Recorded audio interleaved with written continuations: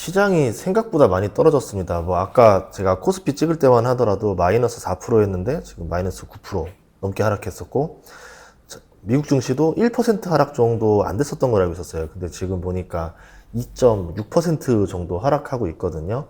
이제 이거 보면서 우리가 한번 공부해 볼 것 중에 하나가 이게 마삼룰이라는 거에 대해서 한번은 알아볼 때가 아닌가라는 생각이 들어서 이렇게 영상을 찍습니다. 이 마이너스 3%, 그러니까 나스닥이 마이너스 3%가 되면은 주식을 팔아야 된다.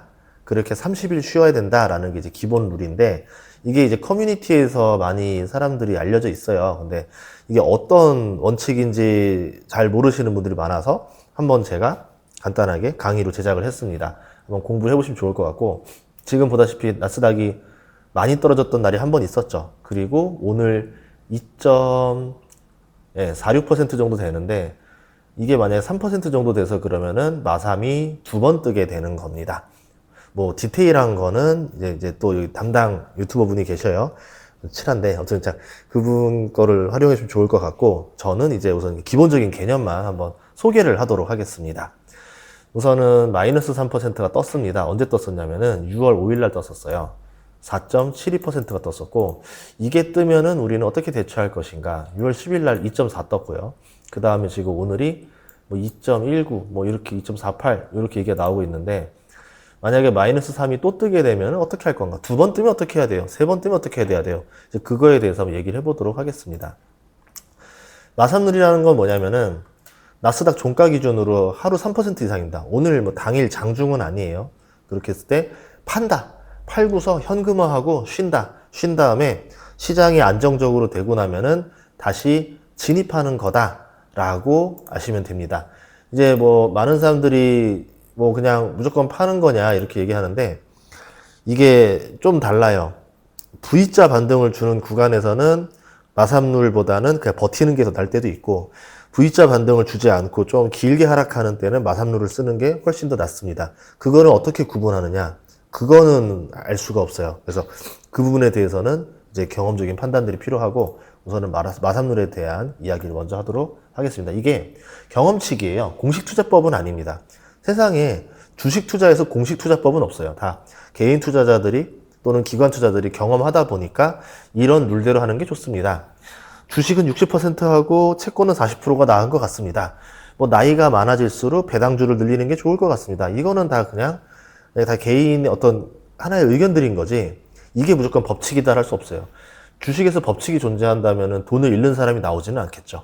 그래서 이거에 대한 얘기를 해보겠습니다. 마삼룰 매매 흐름 뭐냐면, 평상시에는 이렇게 보유하다가 종가 마이너스 3% 발생, 아까 6월 5일 같은 날 발생했잖아요. 그러면 매도해서 현금화 한다는 겁니다. 그렇게 하고 나서 30일을 관망하는 건데, 추가 급락이 있는지 없는지 보다가 추가 마이너스 3%가 또 뜨면은 한 번 더 관망을 하는 거예요. 예를 들어서 이게 한 달에 4번 이상 나온다. 그러면은 연기하는 겁니다. 한 번 정도 뜨면은 재진입 연기, 다시 관망, 다시 30일 또 기한 주는 거고, 한 달 내에 4번 이상 있으면은 마지막 급락 후에 60일, 2달 동안 연기를 하는 거다라는 거죠.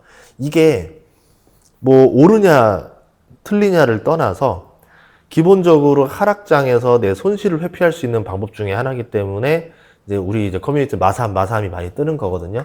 그래서 마삼룰이라는 단어가 이게 정의였었습니다.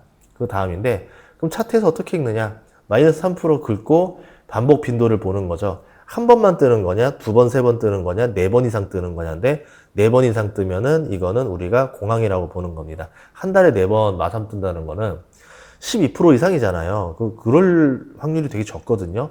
굉장히 큰 크래시가 터진 거죠. 그랬을 땐 조심해야 된다는 거고, 저 같은 투자자들은 이게 어떤 사건이냐를 보는 거고, 그리고 이제 과거 같은 경우는 연준이 양적 완화라는 카드를 쓰지 않았었기 때문에 위기가 오고 나면은 위기를 시장 스스로 복구할 능력이 약합니다. 그렇기 때문에 마삼룰이 훨씬 더 많이 맞았었던 거고, 요새는 이제 파월 이후부터는 막 양적 완화 때리고 막 이렇게 하니까 시장에서 뭐 악재만 나오면 살려줄 거야 이렇게 하고, 트럼프 같은 경우도 악재가 나오고 나면 시장이 알아서 살아남아, 이게 아니라 본인이 어떤 말을 통해서 시장 증시를 올리고 싶은 그 영웅 심리가 있더라고요. 계속 예, 입으로 이렇게 올리죠. 예, 그런 일들이 벌어지면서 유동성도 좋고 트럼프가 자꾸 하려고 하고 연준에서 돈 풀고 재무부도 돈 풀고 이러면서 V자 반등이 훨씬 많았었기 때문에 최근에는 마삼룰이 안 맞는 경우도 있었다라고 볼 수 있습니다.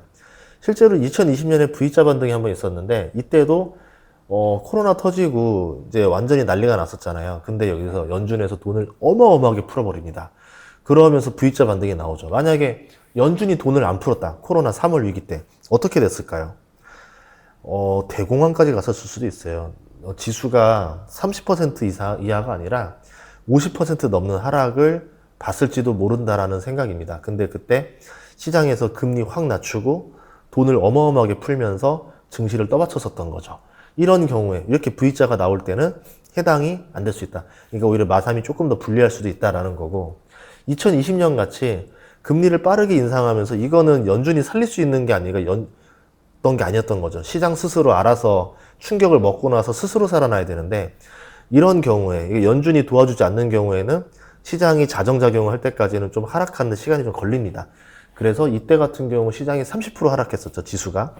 이때는 3% 떴을 때 팔았으면은 훨씬 손실을 많이 피할 수 있었죠. 근데 이때 보면은 3%씩 찔끔찔끔 하락하는 경우가 많아가지고 실제로 추가로 들어가는 구간이 별로 없었어요. 들어갔다 하더라도 재진입했다 하더라도 마삼이 또 뜨니까 또 나오면 되고 들어갔다 또 나오니까 또 들어가면 되고 장기 하락장에서는 마삼률이 훨씬 더 손실 방어를 해줄 수 있다. 이렇게 보시면 되고요. 이 장점, 마삼률의 장점은 막 무조건 이걸 따라하세요 라고 제가 이제 말하진 않겠고 규칙이 단순해서 우리가 좀 각인하기 편하다. 마이너스 3% 한 달 조심해야 되네. 이렇게 인식하면 좋을 것 같고 감정 개입을 좀 줄여준다라는 점이 좋죠. 왜냐하면 나는 지금 마음은 뜨거워 죽겠는데 이때 기계적으로 한번 뺐더니 와 빼길 잘했네.